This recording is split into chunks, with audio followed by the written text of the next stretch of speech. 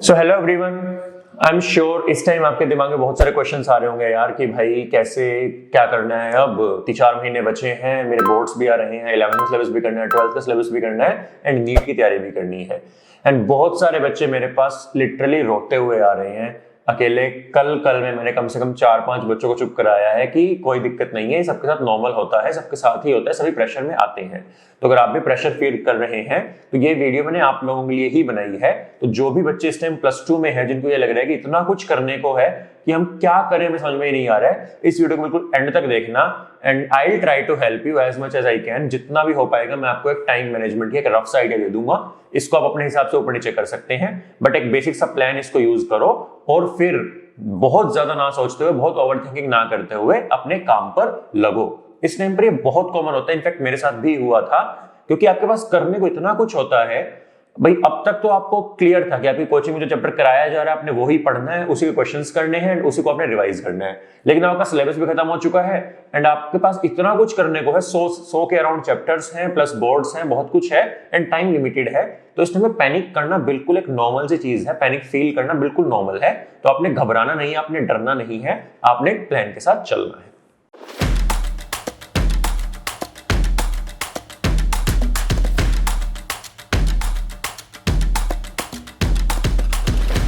तो मैंने आप लोगों के लिए कुछ पॉइंट्स लिखे हैं कि अभी आप लोगों के दिमाग में क्या क्या चल रहा होगा। सबसे पहली चीज कि नीट 7th मई को आ रहा है, बोर्ड्स 15 फेब से शुरू हैं, 11th का सिलेबस भी करना है नीट के लिए, बोर्ड्स के लिए 12th का सिलेबस करना है। क्या टाइम मैनेजमेंट होनी चाहिए, क्या हाई यील्ड चैप्टर्स हैं, 4 महीने की आपकी स्ट्रेटेजी क्या होनी चाहिए। तो इस वीडियो में हम इसको बहुत डिटेल में इसके एनालिसिस करेंगे। तो अगर मैं एक बेसिक सा आइडिया दूं आपको, आपने क्या प्लान करना है। आप 10th जैन से, यानी कि लगभग 1 हफ्ता है आपके पास, आप 1 हफ्ता अपने जो 11th के वीक टॉपिक्स हैं आपके, आप उनको कवर करो। अब आप बोलोगे सर 11th मेरे को नहीं पता, मेरे तो बहुत सारे टॉपिक्स हैं, मुझे नहीं लगता कि 1 हफ्ते में कवर हो पाएंगे। कोई दिक्कत नहीं है, आप एक प्लान बनाओ, एक लिस्ट बनाओ कि आप एटलीस्ट जो भी आपके वीक टॉपिक्स हैं उनको कम से कम आप 60 to 70% वीक टॉपिक्स आप कवर कर लो इस 1 हफ्ते के पीरियड में। अगर आपको लग रहा है कि आपकी 11th बहुत ही ज्यादा वीक, आपने बिल्कुल ही पढ़ाई नहीं की है, तो अलग बात है। लेकिन मैं ये उन लोगों के बोल रहा हूं जिन्होंने 11th ठीक ठाक की है, बट कुछ टॉपिक्स उनके वीक हैं। अगर आपने बिल्कुल भी नहीं किया कोई दिक्कत नहीं, आपके लिए मैं प्लान आगे बताऊंगा। फिर आपने 11th ऑनवर्ड्स 11 जनवरी से लेके 10 फरवरी तक, यानी कि आपके पास पूरा 1 महीना है, आपने 12th शुरू करनी है एंड खत्म करनी है। तो 11th ऑनवर्ड्स आप फर्स्ट चैप्टर उठा लो 12th का, पूरे सब्जेक्ट्स का, फिजिक्स, केमिस्ट्री, बॉटनी, जूलॉजी, आप फर्स्ट चैप्टर उठाओ एंड स्टार्ट कर दो। 1 महीने का आपका पूरा गोल होना चाहिए, 1 महीने का पूरा प्लान होना चाहिए। 1 महीने में आपने 12th की कंप्लीट रिवीजन ले लेनी है एनसीईआरटी पे फोकस करते हुए, लेकिन नीट के पर्सपेक्टिव से पढ़ना है आपने। ये बहुत जरूरी ध्यान रखना है, आपने नीट के हिसाब से पढ़ना है। तो आपने एनसीईआरटी को इतने डिटेल में पढ़ना है कि क्या क्या एमसीक्यू पूछे जा सकते हैं। अगर आपने नीट के हिसाब से पढ़ा, आपके बोर्ड्स बहुत इजीली हो जाएंगे। आपने स्पेशल ध्यान किस पे रखना है, फिजिक्स में आपने स्पेशल ध्यान रखना है डेरिवेशंस पे। इवन बोर्ड्स के लिए भी, इवन नीट के लिए भी आपको पता होना चाहिए कोई फॉर्मूला कहां से आया है। तो फिजिक्स में डेरिवेशंस पे ध्यान रखो, बायो में डायग्राम्स एंड जो आपकी क्या कहते हैं लेबलिंग है डायग्राम्स की, उस पर बहुत इंपॉर्टेंट ध्यान देना आपने। एंड केमिस्ट्री में आपने एनसीईआरटी से बहुत अच्छे से करनी है। तो इस 1 महीने में आपकी जो 12th है वो काफी स्ट्रांग हो जाएगी, नीट के लिए भी एंड बोर्ड्स के लिए भी। इसी बीच में यहीं पे मैं बोलूंगा आपने एटलीस्ट, कम से कम बोल रहा हूं, आपने हफ्ते में 1 फुल सिलेबस टेस्ट देना ही देना है। आपने वेट नहीं करना है कि मेरा सिलेबस पूरा हो जाएगा तब मैं फुल सिलेबस टेस्ट करूंगा, नहीं।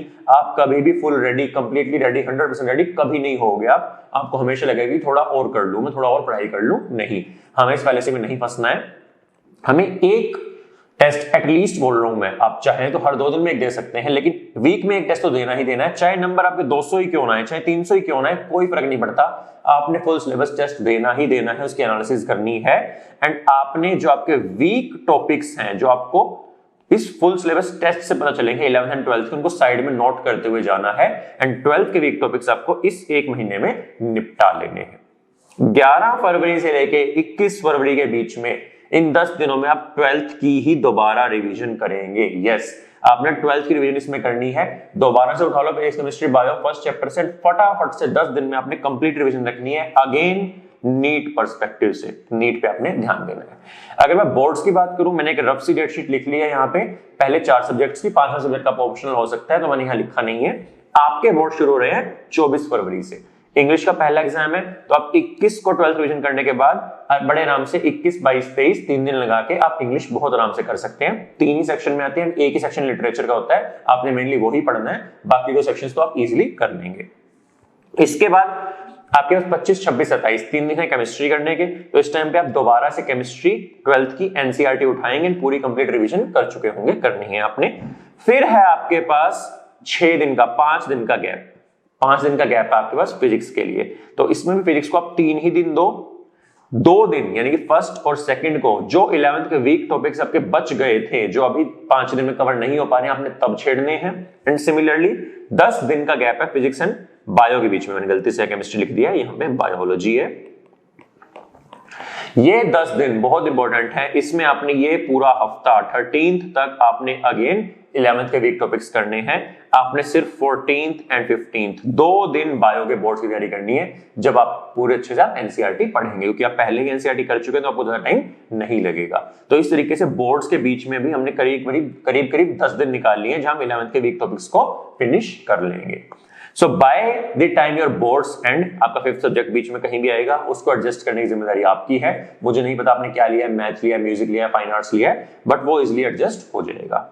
But by the time your boards and, आपने कंप्लीट रिवीजन आपकी हो चुकी होगी 11th एंड 12th दोनों की। अब आपने 17th से लेकर 31st के बीच में 14-15 दिन है, आपने 11th की कंप्लीट रिवीजन करनी है। सेम स्ट्रेटजी अपनानी है, चैप्टर 1 से शुरू हो जाओ तीनों सब्जेक्ट के, एंड ट्राई करो कि ये 13-14 दिन में, 12-13 दिन में आपकी पूरी 11th अगेन रिवाइज हो चुकी है। अब आप आ गए हैं अप्रैल में, एंड एग्जाम को अब सिर्फ और सिर्फ बचे हैं 37 या 36 डेज। तो 36 डेज आपके पास, ये टाइम सबसे इंपॉर्टेंट है आपके लिए। यहां पे आपने कम से कम एक टेस्ट दिन में, फुल सिलेबस टेस्ट देना ही देना है। यस, कम से कम एक, चाहे तो 2 भी दे सकते हैं, लेकिन एक तो पर डे देना ही देना है। इसके साथ आपने क्या करना है, एनसीईआरटी उठानी है, एक चैप्टर बॉटनी का, एक चैप्टर जूलॉजी का, एक चैप्टर केमिस्ट्री का, या तो इनऑर्गेनिक या ऑर्गेनिक, ये पर डे करना ही करना है। अभी सुनने में ज्यादा लग रहा होगा, लेकिन क्योंकि आप इतनी रिवीजन कर चुके होंगे 12th एंड 11th की, तो आपकी जो ये रीडिंग है बहुत जल्दी हो जाएगी। इसके अलावा फिजिक्स के हर एक चैप्टर का आपने फॉर्मुलेज पर डे रिवाइज करने हैं, बेसिक कॉन्सेप्ट्स जरूरी देखने हैं। तो आप फर्स्ट ऑनवर्ड्स एक फुल सिलेबस टेस्ट देंगे, एंड इसी बीच में आप बीच में कभी फुल सिलेबस टेस्ट की जगह प्रीवियस ईयर पेपर उठा लेंगे। तो हफ्ते में एक या हर 3 दिन में एक फुल सिलेबस टेस्ट की जगह प्रीवियस ईयर पेपर उठाएंगे। सबसे जरूरी आपके लिए 2014 से 2022 के बीच में, जब नीट होता था। सेकंड इंपॉर्टेंट है आपके लिए 2010 से 2013 के जो AIPMT के एग्जाम्स हैं, एंड उसके बाद थर्ड इंपॉर्टेंट है 2010 से 2018 के जो एम्स एग्जाम्स हैं। ये आपने करना है अप्रैल ऑनवर्ड्स, ठीक है। एंड इसके बाद आई होप आपकी तैयारी बहुत अच्छे से हो चुकी होगी।